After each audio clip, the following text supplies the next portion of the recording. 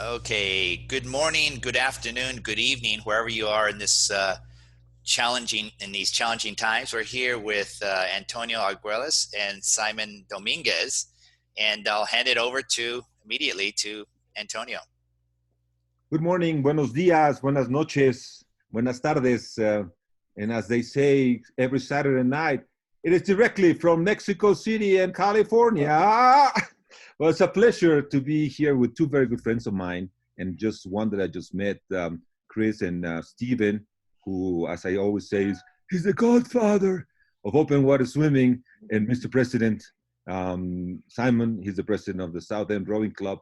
And it's a pleasure to see you, Simon. I see you have a background there of aquatic park. And I do, Antonio. It's my swimming pool and your swimming pool. I know it's San Francisco Bay. I've just got out of the bay this morning. Had a beautiful swim this morning. Of course, we're all 6 feet apart, not getting too close. But there's certain things that you just can't give up. I know we're sort of meant to be at home, but you've got to keep your sanity. And at least the sheltering rules place, means you can go out and do some exercise and get out there and do some things. And we made the most of it this morning by going out and floating around the bay and getting cold. Like, I'm still a bit cold now, but I feel fantastic. No sauna today. No sauna. No, it was a car sauna on the way home, but Okay. That's fine. We like the cold water. I know how much you like the cold water. Definitely. I'm the same. But today is Friday, and let me just tell them a quick story how Simon and I met. I sneaked to the Southern Rowing Club before I was a swimmer, a member, and Simon and I was changing. We both were changing. And he asked me, "What's your name?" And I said, "I'm Antonio. I'm from Mexico." He said, "Well, you should come on next Friday at 6 o'clock in the morning. We'll have a swim." And so I went back to where I was staying. I was staying in those days in Palo Alto, and I told Lucia, I met this guy. He's from Australia. I cannot understand him very well, but he said, swimming on Friday at 6 o'clock. And so the day I go there, and the night before, I tell Lucia, I feel like a little kid that is going my first day in school. And she said, well, promise to be kind to everybody. Okay, it's like, you don't want to have to give a bad impression. And it was amazing. You did, we became very good friends from day one. And that group that you and Kim lead, that was amazing. And that's how I met Kim, and I met a lot of my friends, Cameron.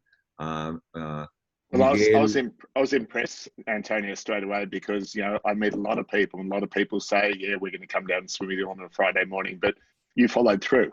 You did it, which is great. You were just lucky in some ways that wasn't your birthday when you came down, because we have a little tradition. On people's birthday, you have to swim in your birthday suit.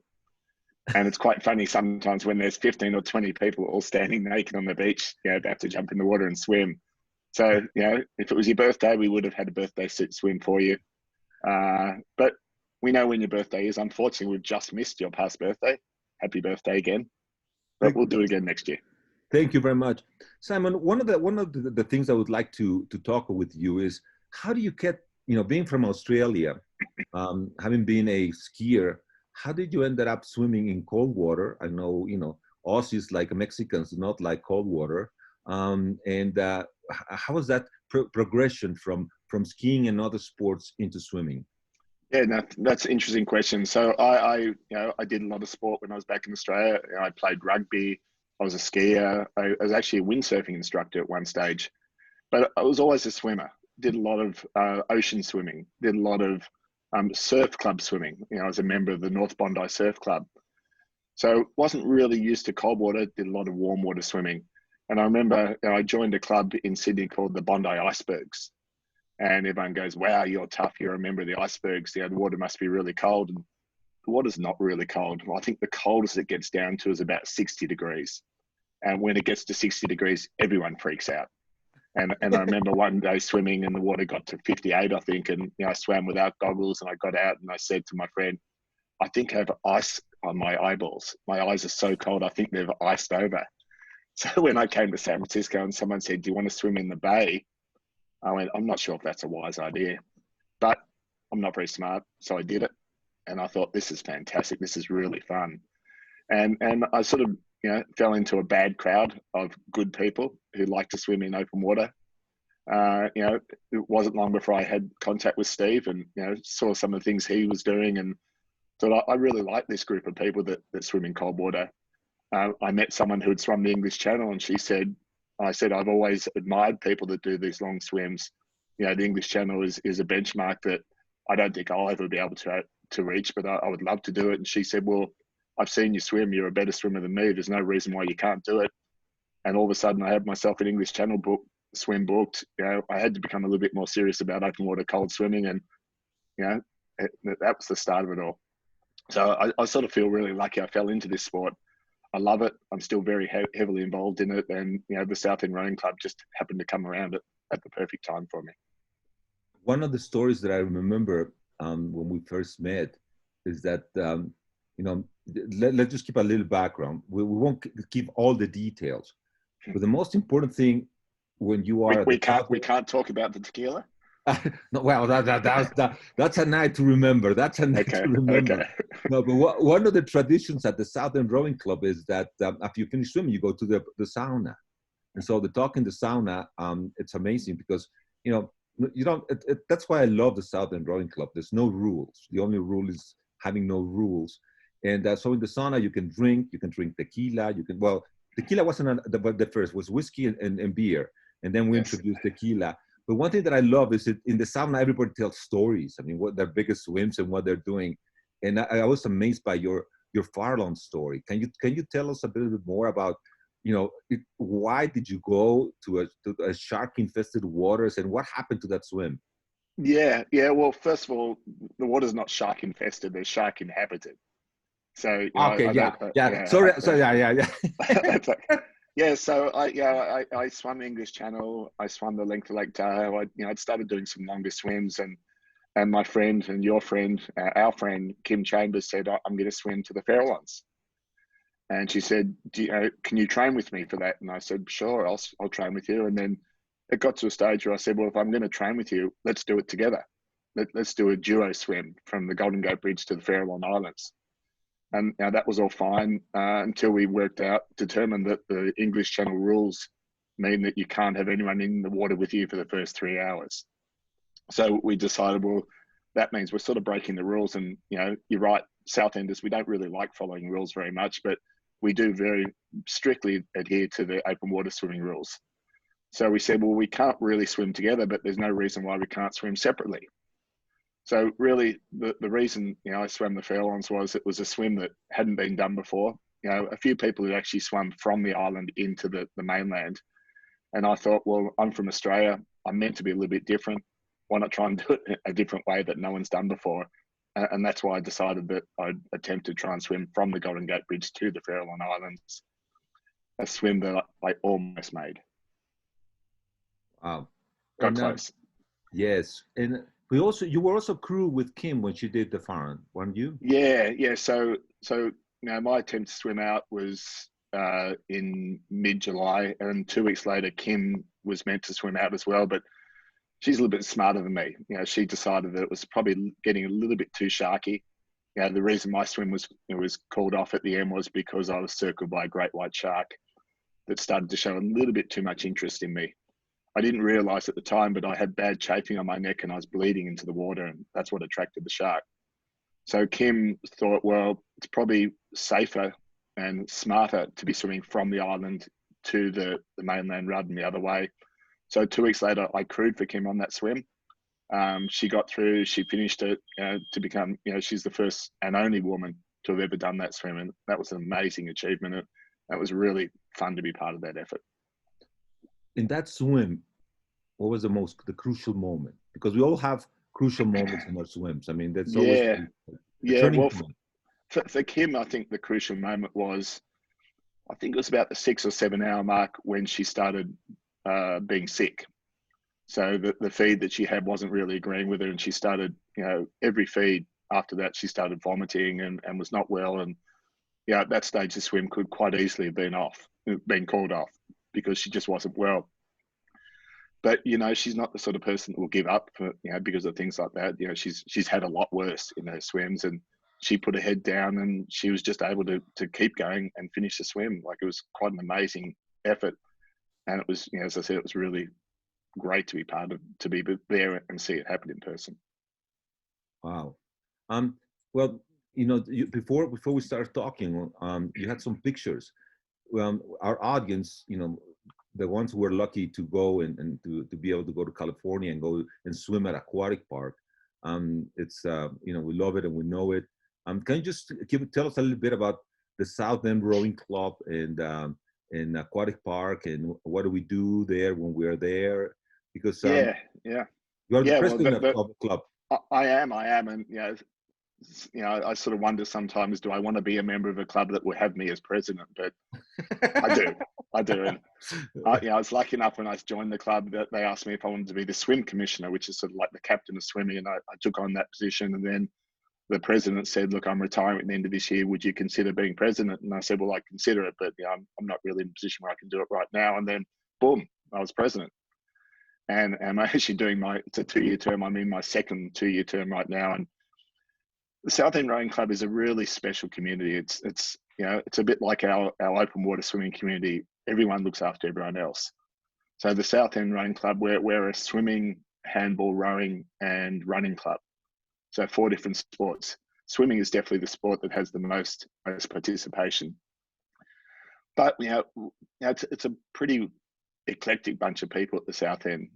We have lawyers and doctors and nurses and bus drivers and firemen and garbage collectors. We have all walks of life. And it's quite funny, you mentioned about being in the sauna. When someone's sitting in the sauna with no clothes on, it doesn't really matter what you do. What really matters is the sort of person you are. And, I've met so many really cool people through this place. And, when I was doing my marathon swims, the support I got from people at the club, if you're going out to do, say, an 8-hour training swim, if you're going to go around the bay, you need Zodiac support.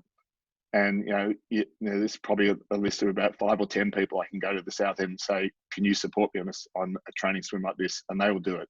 They don't ask it paid. There's nothing they ask in return. They do it because they just think it's the best thing to do for our community. And you don't find many places like that anywhere in the world anymore. So I feel really lucky that I found this place, and I feel really happy that you've joined, Antonio. And Steve, we need to see you down there a bit more often too. Yeah. Can you show some of the pictures that you have that you were showing us just before I make another comment? Well, when you show the pictures, let me tell you, the audience, you, Stephen, is that when Simon was the person in charge of swimming, the commissioner, that was on my way to finishing Ocean 7. So we go out to dinner with a couple of friends, and I guess it was Cameron, Kim, you, myself, maybe Miguel, and I said, "That's Miguel."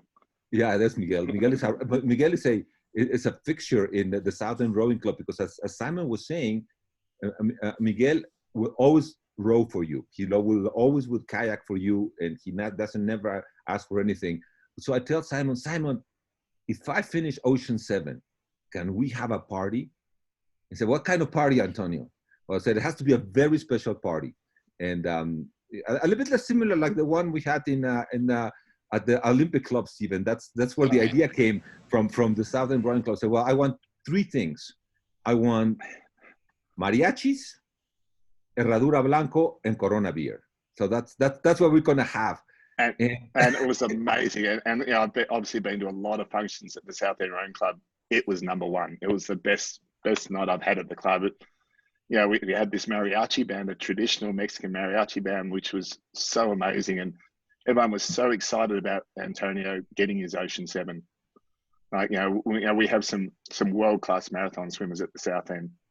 Antonio, Kim Chambers, we've got Steve Walker, we've got Amy, we've got so many people that do so many amazing swims. And it's sort of feels so normal that, if someone says, "I'm just going out to do an 8-hour swim and the water's 53 degrees, no one goes, "Wow." Everyone goes, "Okay."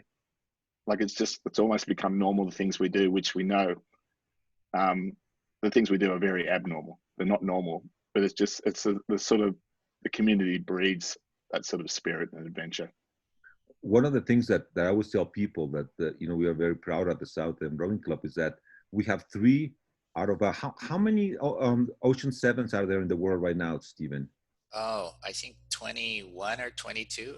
Okay, Yeah, but at the time when we only had you know 12 or so. 12, you know, 12, the yeah. three of us were from the South End Rowing Club. Kim, who was sixth, I'm seventh, and then Cameron is what, 12th? I think Cameron is Yeah, 12th, no? somewhere like that. Yeah. Yeah. Yeah. Well, No, so we're very proud of the three of you, and we're super psyched that you are South End members and not Dolphin Club members. after you, after you, as a Dolphin is coming into the interview after you. So we said, well, first we go Cirque and then we go Dolphins. That's okay. We love the Dolphin Club, but we love the South End more. Yes. So, for those that don't know, the Dolphin Club is a club that sits right next to the South End Rowing Club at Aquatic Park in San Francisco. It also is a rowing, swimming, handball, and running club. We have an annual competition every year, a try, which is swimming, running, and rowing against the club. And the South End Rowing Club holds the trophy right now, the plaque. We won last year. We won more than them mostly, but they've had a couple of good years recently. But I don't know why someone would join the Dolphin Club when the South End Rowing Club is right next door. Definitely, and I tried both clubs because one thing that happens with the Dolphin and the South End Rowing Club is that everybody can go in. If you pay. There's no restriction. That's right. The club is open to the public, so anyone from the public can come in. If people want to come in, have a swim or have a run or whatever, I think it's a $10 drop-in fee, and you can use the shower or the sauna, and you can just get to meet some really cool people too. And actually, I've met a few people during the lockdown now because the club is closed. We're all swimming from the bleachers in Aquatic Park. I've met a few people who will become South End members once we open the club again. Yes, really definitely exciting. not Dolphin. But let me ask you. I was talking to Diana Walsh, the president of the Dolphin Club. Diana Walton. Diana Walton. Because I didn't. I read. Probably you read. Did you read the article of Bonnie Tsui in the New York Times? No. Oh, well, yeah, I did read that, Antonio. Yeah. Her book just came out, and Mauricio Prieto told me that they had a virtual presentation at the Dolphin Club. So I was going to ask you, do you think we can organize a virtual presentation of my book in the next couple of weeks? We definitely can, and I would love to do that. I think that would be a fantastic thing to do. Okay, well, you heard, Stephen. We have now our first book presentation. Stephen wrote the review in the back of the book. Did you like the book, Stephen? I loved it. So I have the book on my Kindle. It's the next book I'm going about to read. Yes, great. Definitely. So Simon, what are the plans for you as a swimmer? We saw you running the other day. You run your first marathon. I did. So unfortunately, not long after I finished my Fairlawn swim, which is 4 years ago now, time's flying, I got injured.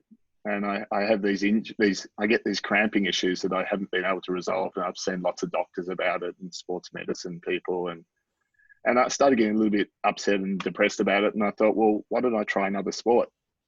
And it was hard because I was about a 240, 250 pound swimmer. So, I had a bit of weight on. And I thought, well, I might try running. And just like with my marathon swimming career, a lot of people had advice for me. You can't swim, you're too old, you're too fat, you're a skier, your knees are bad, all this sort of reason. And, to most of those people, I'd say, you're probably right. Maybe I can't do it, but I'm going to give it a go anyway.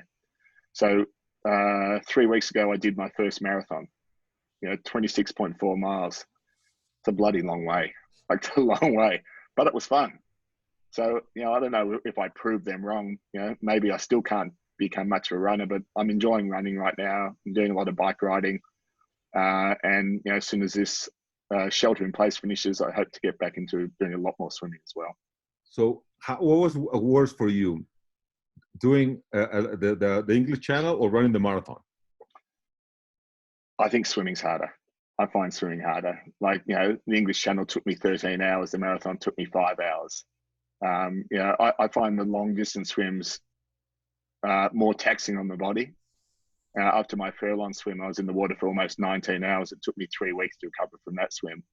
It took me 2 days to recover from the marathon. So I think if I start doing ultra marathon runs, I think that's probably a good way to compare against, ultra marathon swims. But right now, I think what you do, Antonio, is a lot harder than what I'm doing right now. Well, you're definitely going into running. I mean, to think about an ultra marathon, that's well, how many pounds have you lost? Because you look very skinny. I'm about 207 pounds now, so I've lost about 30 pounds. Wow. But when you're very overweight and to do our sport, to be a cold water swimmer, you've got to be a little bit overweight. I probably took a little bit further than I needed to. We all took it further. Yeah. Well, it's funny. I get cold in the water now, and I've never got cold before. But I love being cold. So, the weight loss is getting me that cold water buzz a lot quicker than I normally had it when I was a fair bit heavier. That's good. And any new things? The last time I was at the club, it looked very shiny, very clean, a lot of remodeling. Yeah, we've done a lot of work. We're continually working on the club. We're refining the way we run the club. We've got some exciting things coming up. I hope we can see you at the club more in 2020. Yes, well, hopefully as soon as I can travel again, one of the first things I'll have to do is go. That'll be a reason for a party. There you go. we have to celebrate the end of the lockdown. That's a good excuse. Steve, you better come up for it as well. I'd love to. I wanted to ask you about your Farallon swim. Now, yes. People talk about sharks, they talk about cold water, they talk about jellyfish. But you are literally one of the handful of people that have been pulled out of the water because of a shark. To the best of my knowledge, Greta Anderson in the 50s, when she was swimming Molokai, she was pulled out. Rainy Pierce as well. This was at 2 or 3 years ago. That's right. Almost the same location, in fact. Yes. People don't talk about, there's sort of a level of disappointment for any DNF, any did not finish, but yours is it's a very small number of people. Can you explain, when people said you have to get out? And that whole mindset? Yeah, so it's interesting you say that, Steve, because I ran into Bill Bradley the other day, who has attempted the English Channel a bunch of times, and he asked me the same question. He said, I believe that he said, are you still really freaked out from almost being eaten by a great white shark? And I went, I was never freaked out by that. He said, I thought you got all depressed and worried about it. And I went, I don't. And I didn't. And for some strange reason, the sharks have never worried me. Like I don't think I would have attempted the swim if I was really concerned about sharks. But it's interesting. I was lucky enough to get a tour of the Farallon Islands. It's a sanctuary. The public's not allowed on it. But I went out with Vito Biala one day to drop some supplies off. And one of the scientists who lives on the island said to me, he said, I heard that you're not scared of sharks. And I said, I'm not. They just don't concern me that much. And he said, have you ever seen one up close eating a seal, ripping it apart? And I went, no. And he said, go and have a look at that and come back and tell me you're not scared of sharks. I went, oh. So I don't tell people I'm not scared of sharks anymore because I might be. But, in some ways, ignorance is bliss. I haven't had a close, the encounter I had with the shark, I didn't actually see the shark myself. I actually banned my family from watching Shark Week on TV, which was on 2 weeks before my Farallon swim. But I really do believe that, if you show, sort of high level, if you do show respect for the environment and the animals out there, they will show respect for you. And the only reason I had the shark encounter was because after, almost 19 hours of swimming, my beard grew and I started chafing and I started bleeding into the water. So, when you're in the biggest great white shark breeding ground in the world and you're bleeding, there's a good chance you're going to have an encounter.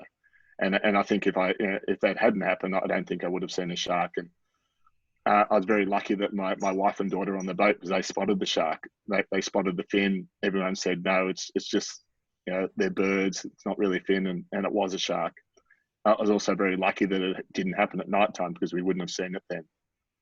But, I've sort of thought about it a lot since then. And I definitely would not get in the water if there were bull sharks. They're sharks that do scare me a lot. But great whites, I would do this again. You know, I would probably, you know, once I started getting a bit chafing, I'd probably stop and put some more lube on my neck to stop me chafing. And you know, it was pointed out about 5 or 6 hours before the finish of the swim that I was starting to get quite red on my neck, and it was hurting. But I thought, I'm so cold.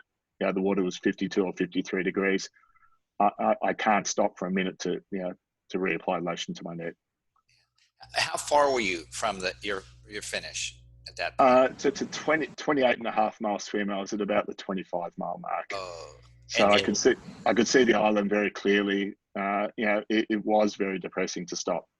Yeah. And I got out of the water, and I said to Vito, who was my captain, I said, look, I know I said at the beginning of the swim that you're in charge and whatever you say goes, but I'm overruling that now.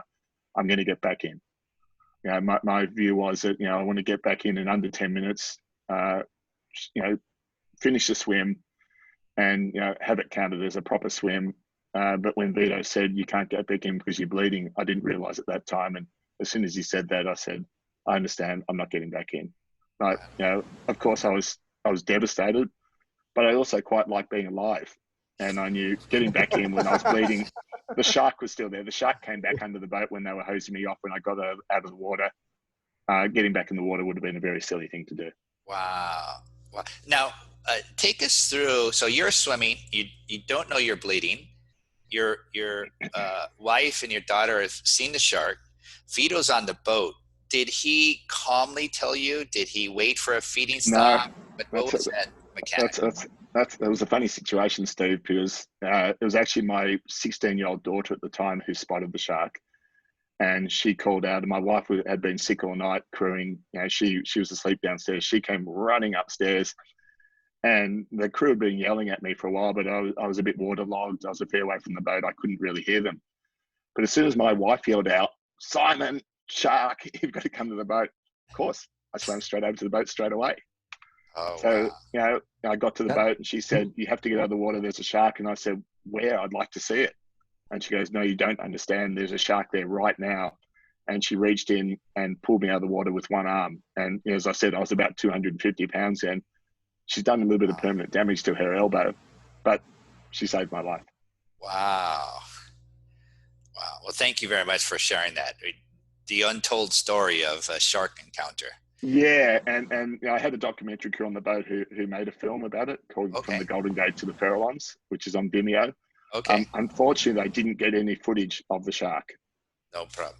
We believe you. Yeah, we believe you're right. But it means that every time I tell the story, the shark can get bigger and bigger and bigger. It was a mega shark. It was so big. So that film is on Vimeo. It's on People Vimeo, can watch yeah. it. And it's called again?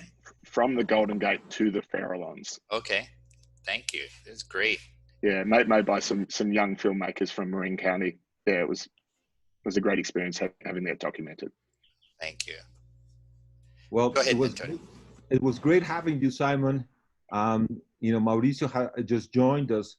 You know, he missed the good part about the Southern Rowing Club. How we're different from the Dolphin Club, and you know that we're really a club. It's like your school and my school. Well, Mauricio and I are both members of Night Train Swimmers, so we swim together already. And I know Mauricio would have joined the South End Rowing Club if he knew better at the time. So no problems about that. Definitely. I have a lot of very good friends at the Dolphin Club. I love both clubs. I just happen to be a South Ender. And Mauricio, before you joined us, we agree with Simon to have a book virtual book presentation, and you know, we could do it with both clubs. Yes. And that'll be a great opportunity. And Stephen will be there with us, and I'll see if Bonnie wants to join us for the book presentation. But I'll work on that. And it was great having you. I know you have to go to your Friday. I do have a Friday meeting, and hopefully we'll have you again. And for our viewers, we'll tell them the exact date of our celebration at the Southern Rowing Club, so they can come and join us. Please come and join us. Okay. Thank you, Antonio. Thank you. Thank you. See you, mate. See you, Simon. Bye, guys. Bye. Hola, Mauricio. Hola. Well, I'm happy that the Dolphin Club South End virtual book presentation will happen, because I think it would be a great format for you to present your book. Well, that was your idea, so thank you for that, and we'll put it together in the next couple of weeks. But well, it's great having you. Where are you? You're locked out. You're locked in a lock. You look very locked. I'm very much locked, but I also am fortunate.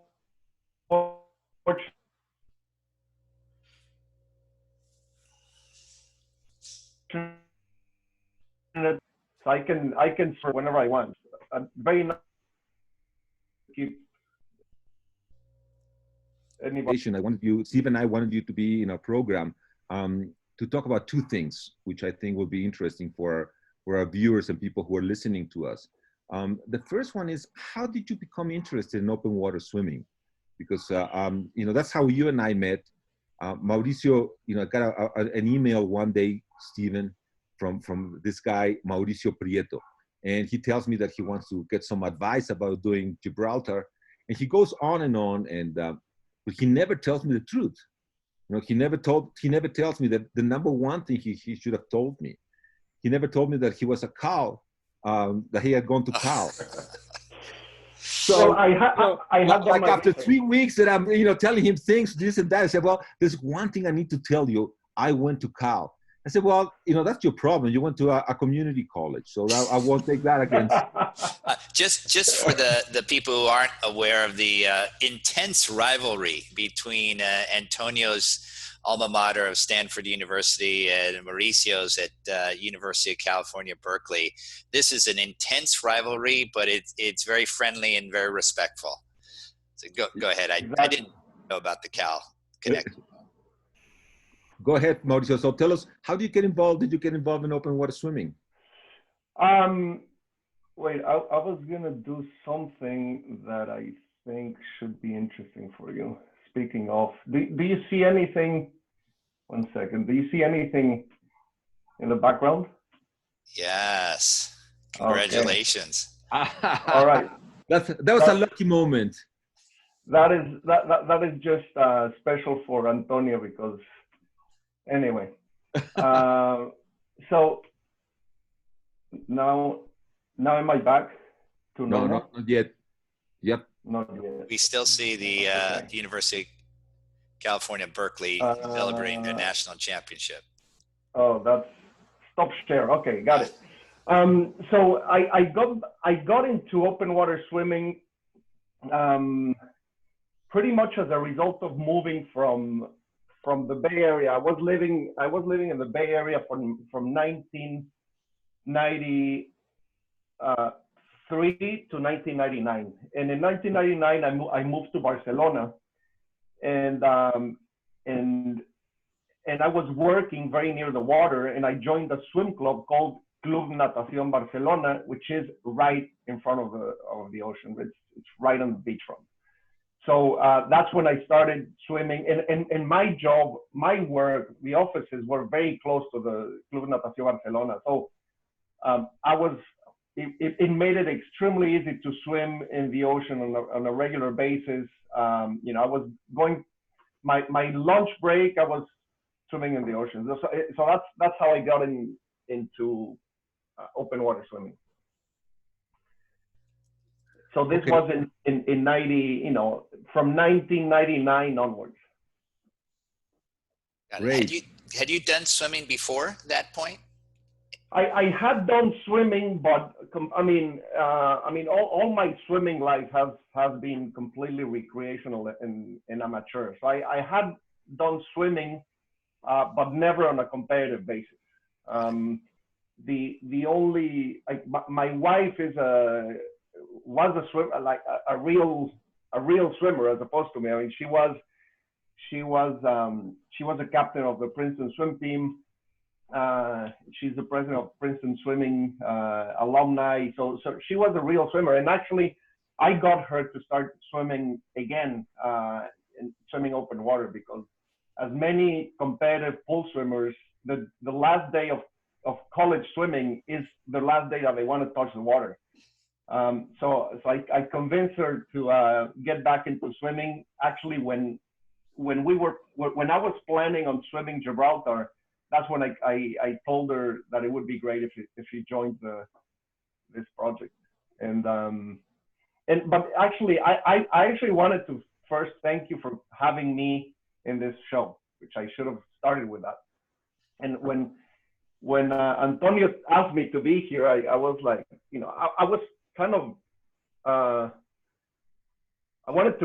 I put that conversation into perspective because, here was one of the most notable and accomplished open water swimmers in the world, Antonio, and one of the sport's most influential media platforms and personalities, which is Steven and WOWSA, interviewing a simple open water amateur and like me. So this for me was like being invited by ESPN and Tom Brady to broadcast a Monday night football game. So clearly this dynamic would only happen in very few sports. One of them is open water swimming, and that really is one of the reasons why I love this sport, because it really unites people that are extremely accomplished in this sport and have done superhuman feats with people that are just passionate about the sport and love to practice it. So thank you. You're very welcome, Mauricio. Bienvenido. One of the ideas of this show, as usual, Stephen thought about it, is we want our viewers and our readers, the daily news of open water swimming has a lot of circulation, and we tell stories about swimming and swimmers. And one thing that the people should know is that love that you had for open water swimming translated into something really big called Marnaton. And I have to say that from the day I met you and the things that have happened in the Barcelona area and that area of the world, it's just amazing. I mean, for example, Miguel Suñer, who's a very good friend of ours as well, he has these tours that you can go. No, it's but that's something that happened, and this is how the sport is growing and open water swimming is growing. Can you tell us a little bit about what's happening in the region and a little bit about Marnaton? Yeah, I mean, Marnaton, it was a project that was created by Miguel Raola and Mirenchu, both from Barcelona, and both created the whole concept of Marnaton, which Marnaton, the word itself is a combination of mar, which in Spanish, it's ocean or sea, natación, swimming, and the marathon, long distance swimming. So they thought about combining those three aspects of open water, long distance swimming, and creating a movement around those concepts. And started in Cadaqués, which is in the Costa Brava in Spain, in Catalonia, very near France. So this was in 2008, and I started back in 2008. I was already swimming very regularly, and the company that I co-founded with a few other colleagues is called eDreams, and eDreams is an online travel agency operating mostly in Europe. And in 2008, Mirenchu and Miguel came to me through a common friend and shared the project of Marnaton, and I absolutely loved the whole project because the philosophy was to make open water swimming a popular sport. And particularly in a region where absolutely has the ocean nearby, and where swimming in the ocean can be done year round. The temperatures are very pleasant. The ocean, the Mediterranean is extremely a nice body of water to swim. So they really had an idea that there should not be any reason why open water swimming should not be as popular as jogging or going out for a run. Things like that. So from my role in eDreams, I decided to to become the main sponsor of Marnaton. So my initial kind of role with Marnaton was as a sponsor and also participating in their different events. And when I left eDreams in 2015, I changed my hats and went from being a sponsor to being one of the partners of Marnaton. And the numbers, I mean, again, since 2008, we have races ranging from 2 kilometers to 12 kilometers in beautiful surroundings in Cadaqués, San Feliu, in the Balearic Islands as well. We've had 50 events for the last 12 years, 26,000 finishers. And we have the participation, again, the concept of, we have Olympic swimmers, world champions like Esther Núñez and Damian Blaum competing alongside with amateurs and people who just love the water. And we have seen, when you go to Barcelona and Catalonia and in Spain now, I mean, open water swimming is a very popular sport. You go there in the summer, there's a lot of people swimming, and a lot of the reason why this has taken this course is I think because of what Marnaton has done. Do you have some pictures of Marnaton? I have. Let me see. While you're putting, let me tell the story. When Mauricio and everybody was training, they were training at the Club de Fútbol Barcelona. And the one thing that you didn't mention is that, you were a member of the Barcelona. That's where you swam, no? And then the Susan and what's her Susan's name? The other swimmer. So Susan and Emily. And Susan and Emily were doing 100, 100, and I guess they were going on 125 or I think something like that, really fast, because Susan is, with all due respect to Mauricio, she's a much better swimmer than Mauricio. She's probably a very good, a world-class swimmer. I mean, she swims, especially a butterflyer.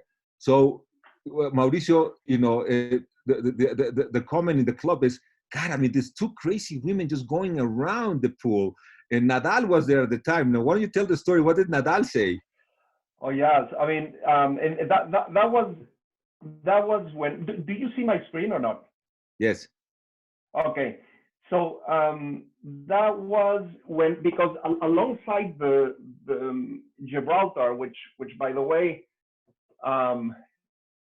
again, we had the advantage of having Antonio as inspirational, not only as an inspirational advisor, but like a day-to-day, answering questions, dumb questions that we had. And alongside this project of crossing Gibraltar, the main motivation was to raise money for an educational nonprofit, which is called Swim for Good.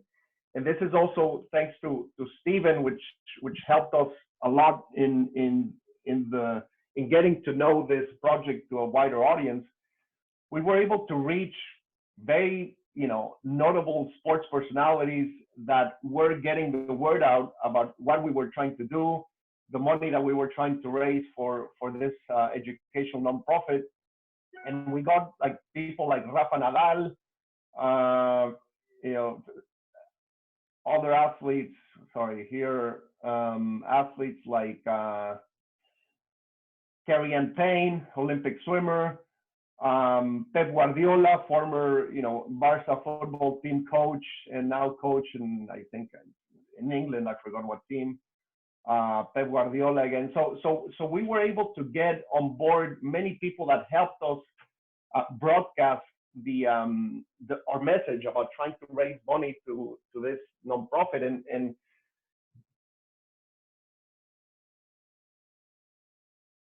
main objective. And we were able to raise about $125,000 for World Raider, and as part of our Gibraltar swim. So that it wouldn't have been possible just because of us. And that's how we enrolled people like Antonio, like Steve, like and many world-class sports personalities. So that was a very nice project. And indeed, I mean, the real swimmers there, I was just like, you know, an amateur, and both Susan and Emily were real college swimmers. But again, I think that in open water, the distances can be shortened a little bit. So I also had the advantage that they had not been swimming for the previous 20 years, while I had been swimming almost on a daily basis. So that allowed me to catch up a little bit with them. This, just what said, I think this is something that a lot of people in our audience have the question is, how do I start? How do I go from not being a swimmer or not being a NCAA or an Olympic swimmer, AAU swimmer? How was your transition? I mean, how did you start swimming fast, you know, longer and longer, and adjusting to the water and getting the fear out of the way, getting the fears away from your head of all the things that people say about the oceans? I mean, how was that transition for you? Yeah, so for me, the beginning stage was swimming on a regular basis when I was doing my master's degree in University of California at Berkeley. So when I was at Berkeley, I was swimming almost on a daily basis at the pool, and that's how I fell in love with swimming as a sport. And when I was in Barcelona, I continued swimming at Club de Natación Barcelona in the pool, but very, very soon I saw that the ocean was right there in front of me. So the days that I was gonna have to share a lane in the pool, that's, you know, those days I was like, okay, let me try going to the ocean and swimming. And then I kind of was hitting myself, why didn't I think about swimming in the ocean before? And I kind of never looked back, because I mean, I had already built up some endurance in the pool, so swimming longer distances in the pool, which was great, but I did not realize that it was boring until I got into the ocean and swimming. So when I started swimming in the ocean, I realized that it's a completely new environment with so many additional variables that make swimming fun. And one of those variables is just dealing with your head and thinking about, you know, trying to beat. I mean, I don't have like, my head doesn't take me to dark places in terms of dangerous animals or things like that. But it, you know, sometimes you cannot see very well, you touch things, so and you kind of become accustomed of trying to train your mind of helping you instead of blocking you. But yeah, it was a gradual transition into the ocean, but once I discovered the ocean and open water swimming, it was kind of a no-brainer, definitely. Great. And what did the swim they had the most fun doing? You know, one swim that was very very nice and very personal for me is 3 years ago I swam. Well, let me give you a little bit of context. When we moved from Barcelona to San Francisco, or to Tiburon, where we are, it right when we landed in the Bay Area, cancer, and so for the following year, she completely beat all odds and came back. So she survived a very, very aggressive cancer, and really that was kind of a shock in the family system. And so 3 years ago, after she survived cancer, our youngest daughter, her name is Carolina. She's a pool swimmer. I mean, she's a swimmer here in California, and she decided that she wanted, as a challenge when she was 13 years old, to swim from Alcatraz to San Francisco. And I joined her in that swim, and in that swim also she wanted to raise money for UCSF cancer research, and for the doctor really that saved Susan. And so she decided to do the swim. She kind of raised money for cancer research, and doing that swim. So I swam with her. And so doing that swim is probably the most rewarding and the most personal one. Well, you know, that. Thank you for sharing that. I remember you telling me, and that she had to land somewhere. Where did she land? Because she didn't land. Did she land in an aquatic park? No, we were actually for about 10 minutes. We were trying to swim into the cove, into aquatic park, but we were swimming. We were swimming without making any kind of distance, because we had the current against us at that time. So we landed right next to aquatic park, and we touched land right next to aquatic park. But it was funny because like she is scared of sharks and of the unknown and things like that. And right before jumping in, she asked David Holscher, who's also a night trained swimmer, and he was with his boat next to us. And so Carolina asked David if there were any sharks, and David Holscher told her, no, don't worry about the sharks. The sharks are only, if there are sharks, they're only on the very bottom. Only on the very bottom of the ocean. So as we were getting near the coast, in her mind, the very bottom, it starts getting very close to her body. So when we reached the land, touched the rock, because the rock was essentially the bottom of the ocean. So that was a funny kind of story about her fear of sharks and open water. Probably in my case, one of the things that I enjoy the most is when Jimena, my daughter, came back to me and said, well, Dad, I want to start running now. And I want you to be my partner. And I hadn't been running for many, many years.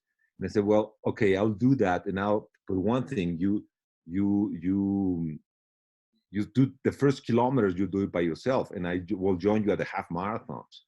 And then she decided to do Boston. And I just couldn't say no.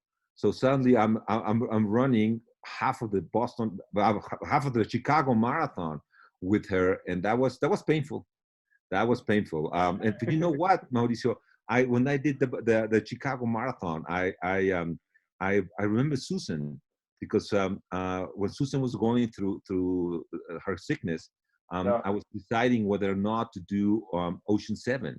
So I put myself a goal, and I said, if I can run 2 marathons, and the second one under 6 minutes per kilometer, then I'll be ready to do Ocean 7. Because I don't think, as Simon thinks, I think for me, running a marathon, it's much, much difficult than doing open water swimming. I mean, the pain of a marathon, it's totally different from the pain of open water swimming. It's two different things mentally, but the pain is it's different. So I don't know. A last question, Stephen. I think you're on mute. Sorry about that. No problem.